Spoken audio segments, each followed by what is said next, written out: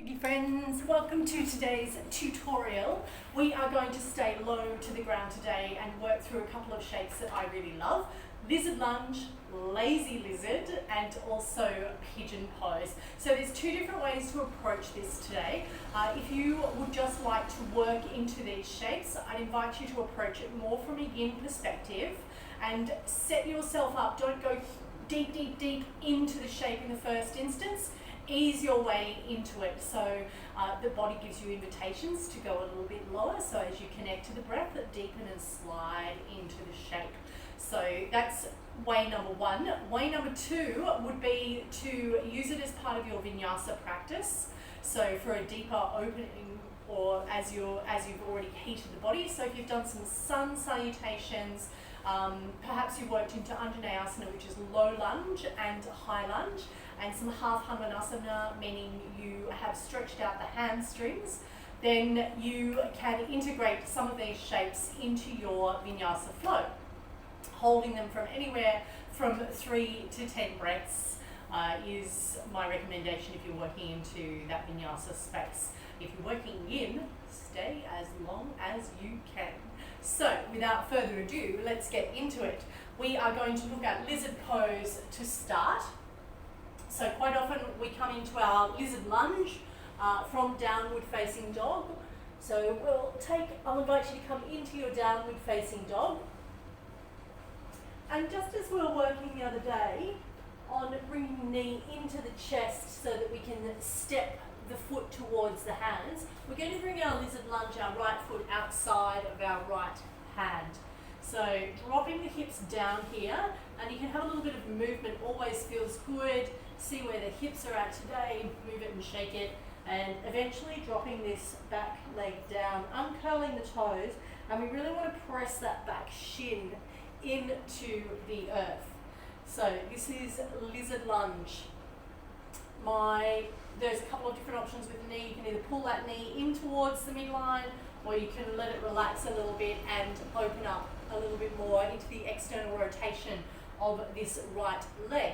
If you would like to explore this pose or this shape a little bit deeper, you can come down onto the forearms, maybe step that right foot a little further forward. Sometimes I even like to relax here with my palms up in receptivity, so being open to that process of change, signifying to the universe, change is a-comin'.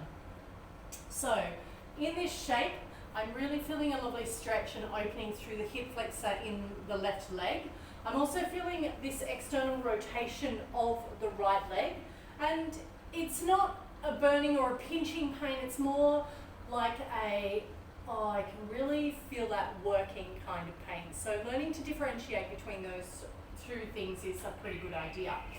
Also in this shape, I want to feel a little bit of that core action, so the belly to spine, and the activation of that slight tuck of the pelvis, so that posterior tilt of the pelvis, and that's going to come from that activation of the belly and lengthening through the back body. So regardless of whether you are in this low variation, you can curl the head under here and feel the rounding of the spine, or you can get a little bit more length by sending the heart space forward, and you're going to feel this slightly deeper into that that left hip flexor.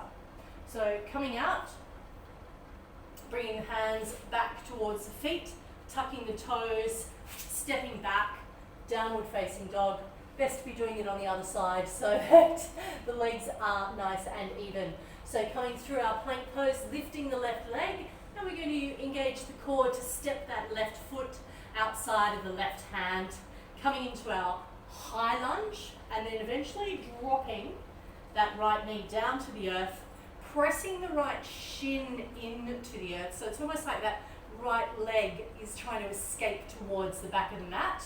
So play in the hip space here, feel the separation of the pelvis and the sacrum, moving, seeing where your hips feel tight today, never remaining stagnant or just staying in that one spot, but just exploring in that space, finding where your sticking point is. Maybe you're drawing the knee in towards that left shoulder. Maybe you're letting it roll out and you're feeling that external rotation. There's, as I say with every asana, there's so many different variations to explore. So find out which one is working for you today. If you'd like to come a little deeper into the shape, down onto the elbows. My mats are switching away from each other. And you can either send the heart space forward, or you can even tuck the chin into the chest and feel that opening between the scapula. So one of the things I didn't mention on the other side is you can increase the intensity of this shape by tucking the back toes and lifting the knee off the earth. So it's a fairly strong shape, and you really want to engage the core and lift up out of the shoulders here, creating space between the scapula. And with the inhale breath, you're finding the length in that back leg. The exhale is just going to allow you to surrender the hips a little bit lower. So inhale, I'm going to come back here, and I'm just going to do a demonstration with blocks. So just in case you're really struggling in this shape and you're like, Kit, I'm not even close to that. I get it, because there was times when, you know, if I'm coming out of injury, or if I haven't, you know, practiced when I was in and out of my practice, that 8 years of like on-off relationship, these shapes did not come easy because I wasn't practicing them with any degree of frequency. So, you know, you've got to create that muscle memory so that the brain can tell the body where to go and vice versa. So, blocks underneath the shoulders. So if you're not reaching the floor, you're just going to step that foot forward and sink into the lunge here. So a little bit deeper because that foot is slightly forward. And then you can walk the blocks forward and just see how that feels. And if that feels good, you can test the water by bringing the elbows onto the blocks. So you're deepening that stretch, but you're taking a little bit of the pressure off the body at the same time. So still getting a deeper stretch, but not going as far as I did before in my previous demonstration. And of course, blocks are beautiful, and you can use them at all sorts of different heights to find your way into that shape. Lizard lunge, yum yums. Tucking the toes, and we're going to step back to downward facing dog. And you'll notice when you get back here to your dog, the legs are going to feel slightly different. You're going to feel a little bit more open through the front of the hips here. Maybe as you send your heels back, you can feel the opening through the back of the legs. And also the belly to spine action. As you drop the chin, you can feel that length through the back body as well. Okay, lazy lizard. Loving me a lazy lizard. We're going to come back in the same way we did, and I'm going to demonstrate this on both sides because you might get lost a little in the first instance, and that's okay. So we're going to bring that right foot outside the right hand, leaving the left one down.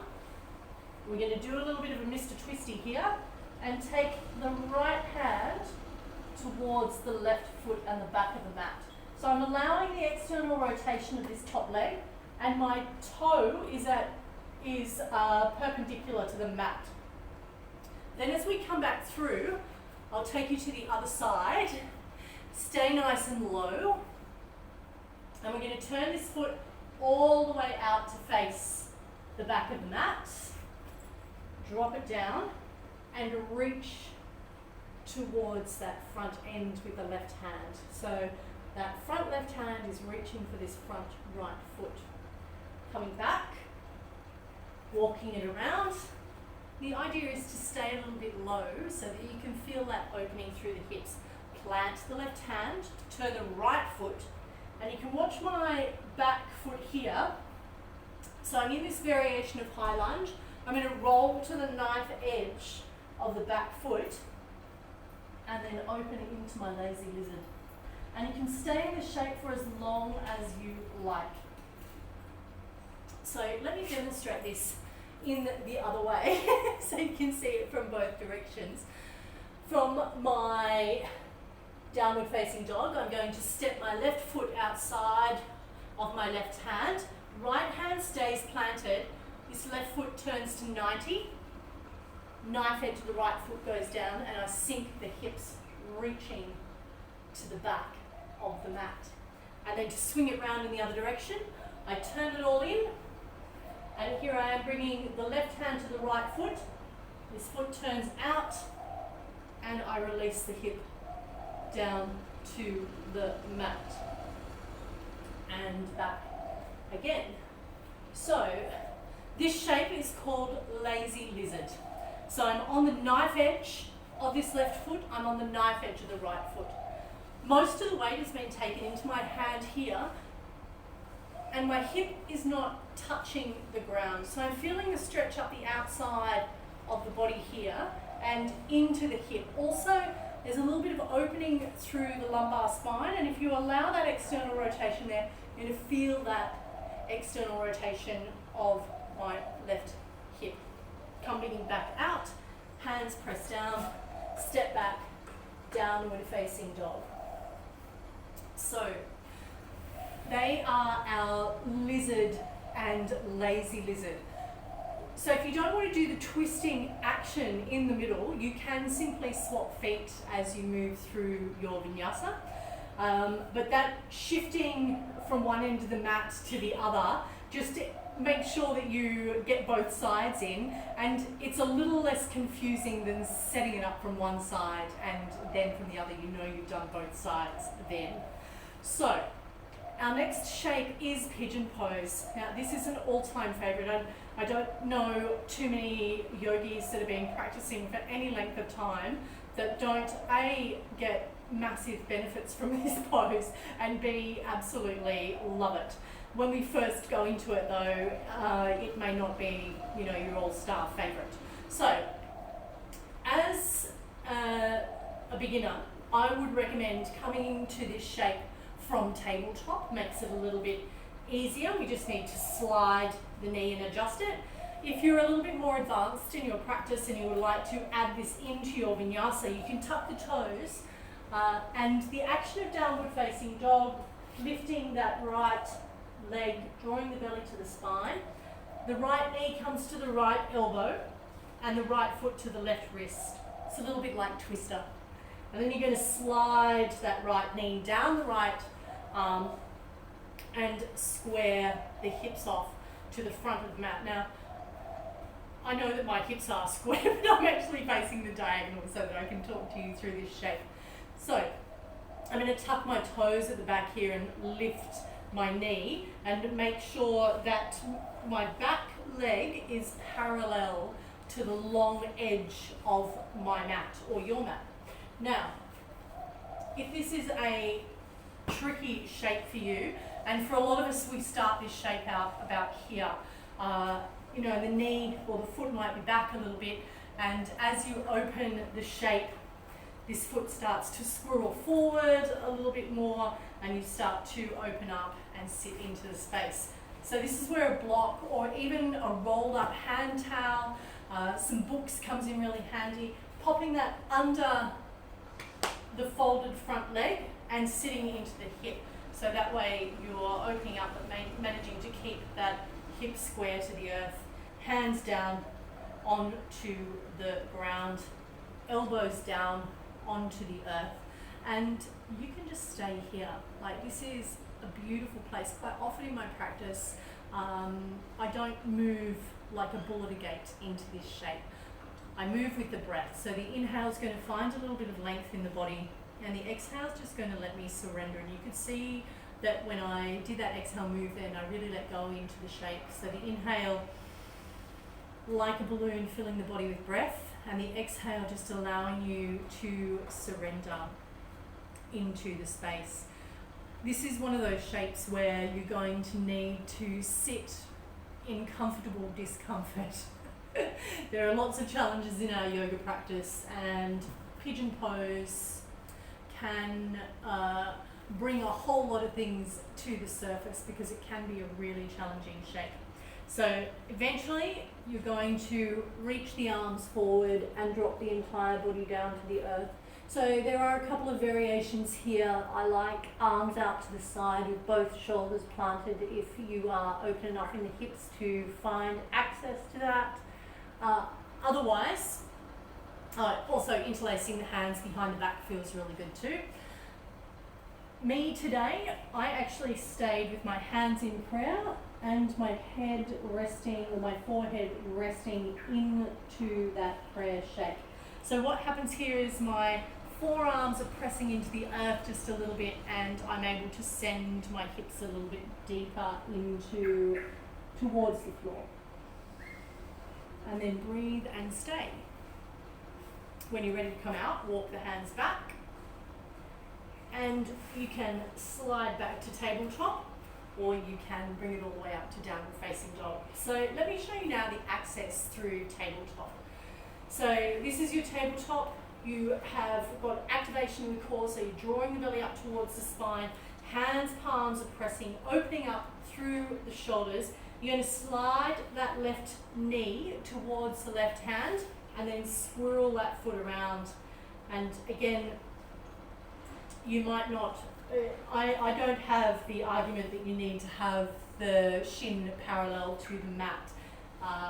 Not everyone has that degree of opening, and it does create quite a bit of torque on the knee in terms of like the twisting in the knee. So that comes from opening up into the hips first and finding that external rotation, and there is always going to be a little bit of movement in the knee there. So again, placement of the block underneath the hip or the butt cheek really of that bent leg, and then you can sit back into it and find your variation of pigeon pose today. So I'm a little tighter in my left than my right, and I can really feel that. Sometimes also a little bit of movement in this space, just feeling where your best access point for the shape is as you're going to go a little lower, eventually coming down onto the hands, onto the elbows. I like to think about the inhale finding length through the back body and creating space like a balloon, and then the exhale allowing me to surrender a little deeper into the shape. So for this variation today, my hands in prayer, elbows out to the side, and just resting the forehead into the hands. So it's quite a deep surrender, and the challenge is in that surrender of letting go. Again, tucking the toes, finding that alignment so that your back right leg is parallel with the long edge of your mat. You want to come down a little bit deeper and reach the arms forward, or if you want to take the arms out to the side and feel that expression there, or if you want to take the hands behind you and explore that opening, yogi's choice, coming out of the shape. I like to find a little bit of movement. When you get to the top, you can have a little gaze, check out the foot from over the left shoulder, a little gaze around to that, check it out from the right shoulder, so you're getting a little bit of twisting as well. Coming back to center, giving yourself a little bit of a hug here, bringing the knees into the chest, always feels nice after pigeon pose, and giving the legs a little bit of a shake. And it's a really lovely segue for Shavasana. So if these are some of the last shapes that you do during your practice, pigeon pose is a beautiful one in which to end your practice and then come in, maybe take a supine twist and go from there. So they are our 3 tutorial shapes for today. First of all was lizard lunge. Then you've got lazy lizard, which is the one that moves from either end of the mat, and then pigeon pose, and your 2 entrance variations from that, either from downward facing dog or from tabletop. I genuinely hope you've enjoyed this tutorial today, and I will integrate those shapes into our next flow during the week. Have a fantastic day, yogis. Adios, amigos.